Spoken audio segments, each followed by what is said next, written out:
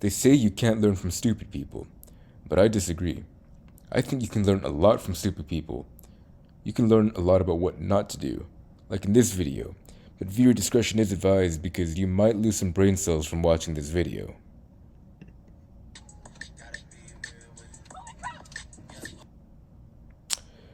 As you can see, not many brain cells were used in the making of this video, but let's roll it back and learn some lessons here. So first off, our driver here is hopping out of the car when it's in motion.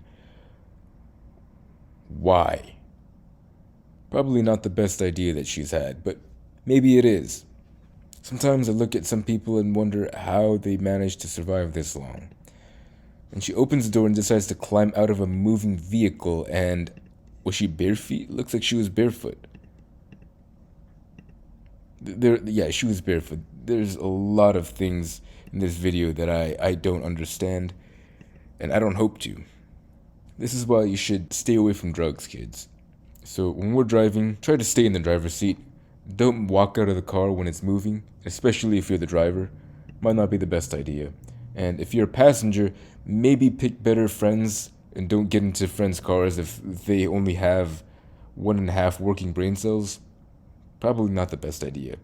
Let's all be safer, more responsible drivers.